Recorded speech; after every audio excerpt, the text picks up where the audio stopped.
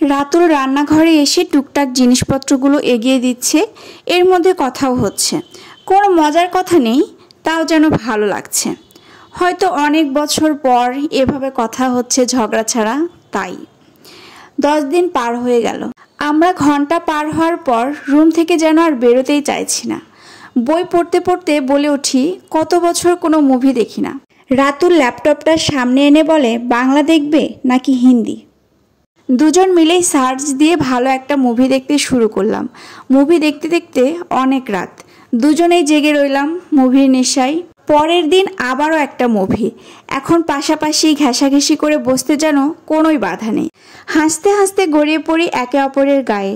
Romantic সিনে একে অপরের চোখে তাকিয়ে হেসে উঠি। এই একটা ঘন্টা কাটানোর জন্য আমরা যেন সারাদিন অপেক্ষা করতাম। 15 দিন শেষ। রাতুল রুম থেকে বের হয়ে মুভি দেখার জন্য ডাকলো। মা বলে উঠল, 15 দিন তো শেষ, এখন আর শাস্তি ভোগ করার দরকার নেই।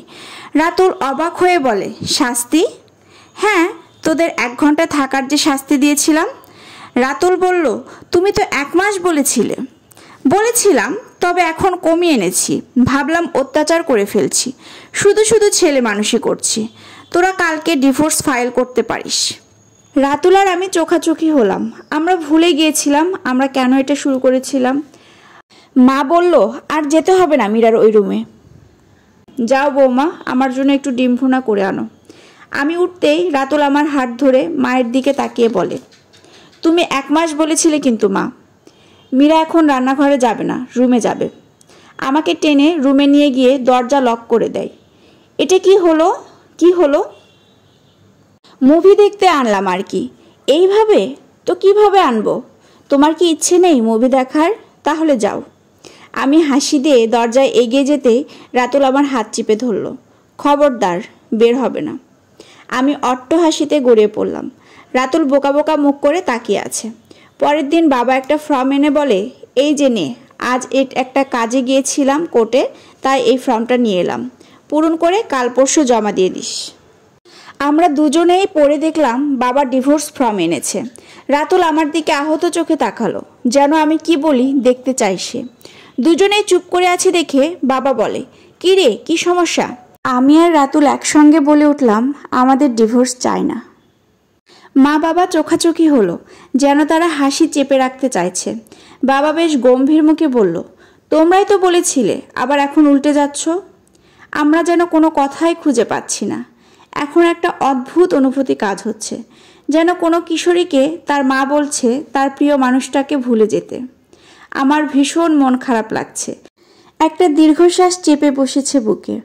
মনে হচ্ছে আর একটা কথা বলতে গেলেই ছিটকে আমার কান্না বেরিয়ে আসবে। বাবা আর কিছু না বলে ফর্মটা আমার হাতে তুলে দিয়ে বলল, আচ্ছা, আর 2-3 দিন সময় নাও, এরপর ভেবেচিন্তে পূরণ করবে। আমি যেন পাপ ফেলতেই পারছি না। ধীরে ধীরে রুমে যেতে রাতুল বলে ওঠে, তোমার কি ডিভোর্স চাই মীরা? আমি চুপ করে আছি। দেখে আমার কাছে এসে বলে, তোমার কি ডিভোর্স চাই? আমি কোনো শব্দই বের করতে পারছিলাম না মুখ থেকে। মুখ তুলে ওর দিকে তাকাতেই চোখের পানি গড়িয়ে পড়ল। রাতুল কোনো কথা না বলেই আমাকে জড়িয়ে ধরল। আমার আরও তীব্র কান্না বেরিয়ে আসলো। রাতুল তখন আরও শক্ত করে আমাকে জড়িয়ে ধরল। মনে হচ্ছে এই মানুষটা ছাড়া আমি 1 মুহূর্তও আর থাকতে পারবো না। বাবাকে গিয়ে বললাম, আমাদের ডিভোর্স চাই না, আমরা এখন ঠিক আছি। মা বলল, এত দ্রুত কিভাবে সব ঠিক হলো তোমাদের? 15 দিন আগেও তো একজন আরেকজনকে সহ্য করতে পারছিলে না। আমরা মাথা নাড়ালাম। জানি না। মা আর বাবা উচ্চস্বরে হেসে ওঠে। আমরা অবাক হয়ে বলি, কি হয়েছে?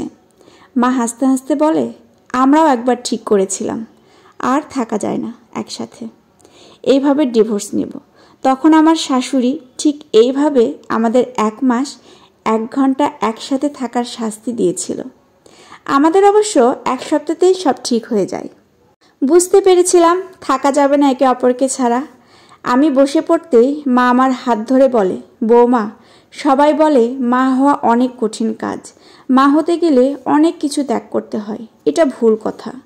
সন্তান গুরুত্বপূর্ণ, তবে শেষ বয়সে এসে দেখো, তোমাদের সাথে আমাদের তেমন কথাই হয় না। তোমার মায়ের সাথেও কিন্তু তোমার তেমন কথা হয় না। তুমি ব্যস্ত তোমার ঘর সংসার সামলাতে, রাতুল ব্যস্ত অফিস সামলাতে, কিন্তু আমাদের শেষ সময় একজন আরেকজনের সাথেই থাকতে হচ্ছে। ছেলে মেয়েদের সময় দিতে গিয়ে আমরা নিজেরাই নিজেদের সময় দিতে ভুলে যাই। একটা সম্পর্ক একটা গাছের মতো, একে পানি দিতে হয়, যত্ন করতে হয়। যখন বড় হয়ে শেকড় গেড়ে ফেলে তখন রোজ পানি না দিলেও তাকে আর আলাদা করা যায় না। মা বলে একটা সম্পর্ক আপনা আপনি চলে না, একে যত্ন করতে হয়। এরপর 25 বছর পার হলো, আমাদের মধ্যে ছোটোখাটো ঝামেলা হলেও কেউ কাউকে ছেড়ে যাবার কথা কখনো ভাবেনি।